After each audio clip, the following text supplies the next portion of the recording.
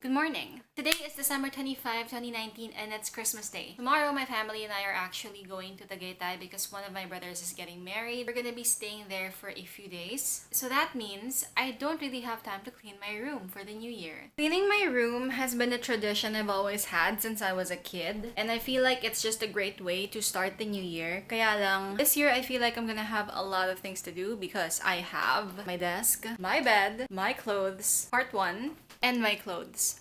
Part 2. And to be honest, hindi ko alam kung paano naging ganito kadumi ang kwarto ko.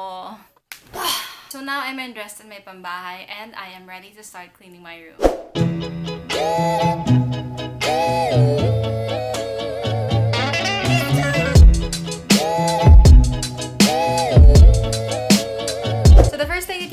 To set off the mood is to basically just do your bed. Whether or not you're going to change your bed sheets or you're going to keep the same sheets for the new year, the important thing is that you have a clean bed. Because the bed takes up so much of the space in my room, just fixing it alone is already going to make things a lot better, or at least make it look a little bit better.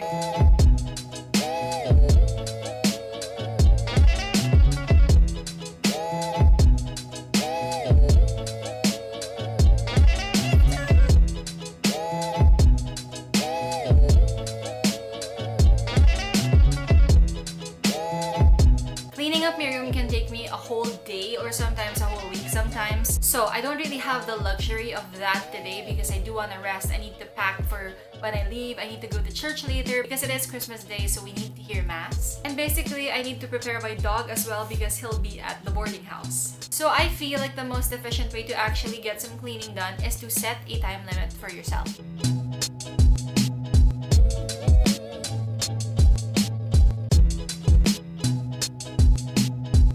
The first few things that I like to fix are the ones that mean the most to me. So for me, that is my bed because I appreciate sleep 100%. And then the next one is my study table because this is where I get a lot of my work done. Of course, the dresser is very important to me too. Tiger! Tiger! Lids. But this is really where I'm gravitating more on the most. So, unahin natin to. And if you guys are wondering kung bakit nakatakip yung computer ko, it's because this computer doesn't really work anymore. I'm still thinking of a way to actually get rid of it. Some of my files are still there. Hindi ko alam kung makukuha ko pa siya. Hopefully, I still can. But if not, I have to find a way to actually get rid of this because it's just taking a lot of space. If you guys can recommend anybody who buys old Mac computers that are faulty, then please let me know in the comments below. And if you're wondering why I cover it with a towel, it's because pag gabi, naniniwala ako na your bed shouldn't be reflected on any glass. And you guys can see my bed from the monitor. According to Feng Shui, hindi ka daw pwede maglagay ng any mirror or anything that reflects your bed because it will drain out a lot of your energy. I'm a little bit superstitious, like a reasonably good amount of being superstitious. So it's better to be safe than sorry.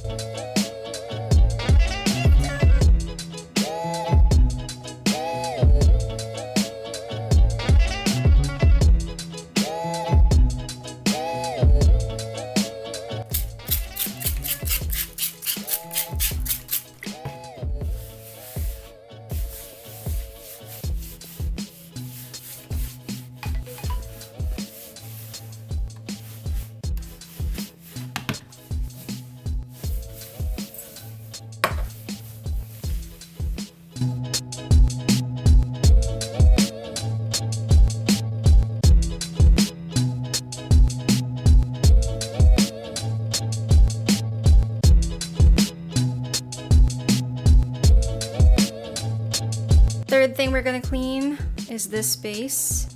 We all have that chair. For me, it's kind of like a small bench na saksakan ng lahat ng bagay. I don't even know sometimes if the clothes are dirty or not. Basta nilalagay ko lang siya dyan. So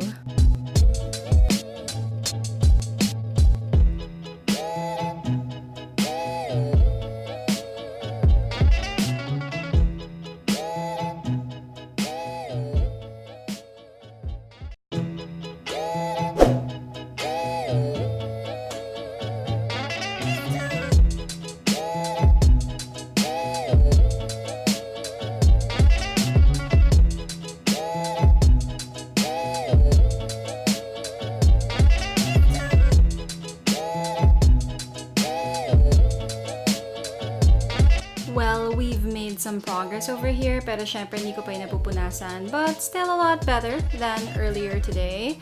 Let's check how many more minutes we have left. We have 30 minutes left. Not bad. For this part, hindi ako masyado umaasa na sobrang ganda niya because I only have limited time left. Tatapon ko na lang yung mga plastic dyan. So, I'm gonna try to organize this as much as I can. And for this one, I need to take out these two because these are just coats. And what I like to put on my rack are things that I wear on a daily basis. If it's not something that I wear on a daily basis, it has to go into storage.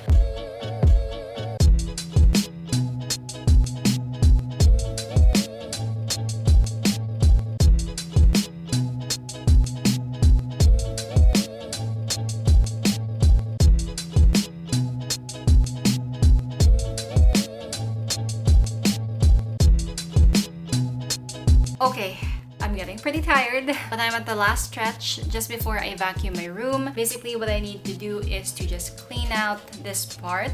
It's the most challenging part of my room because I really don't know what to do with things. I don't know where to put my ring light. At the same time, I don't know where to put my storage, but we're gonna try to find a way to make things work. Of course, marami naman akong bagay na nilabas lang sa kwarto ko. Hindi ko pa siya na-organize or natatapon. And at the same time, I don't think I can actually still do my closet given that we only have less than 30 minutes left. And honestly, I feel like if you clean every single thing in your room, it's just gonna get pretty overwhelming. It's not really bad to have your cleaning routine. The most important thing is you actually allot a certain time of the day for it. It's pretty much like saying small but consistent steps lead to bigger actions.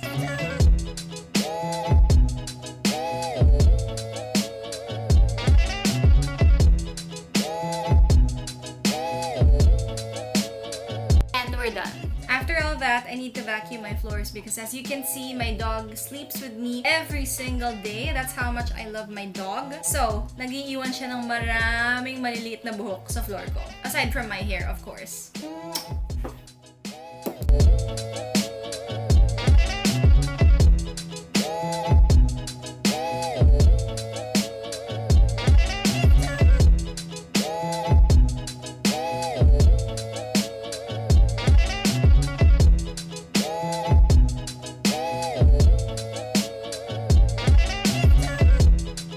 So that is the end of today's cleaning video. I hope you guys enjoyed it. If you want to see more of my videos, don't forget to subscribe to my channel. Hopefully in 2020, mas maging consistent pa tayo. And before I completely say goodbye, here is a montage of my room done in 1 hour.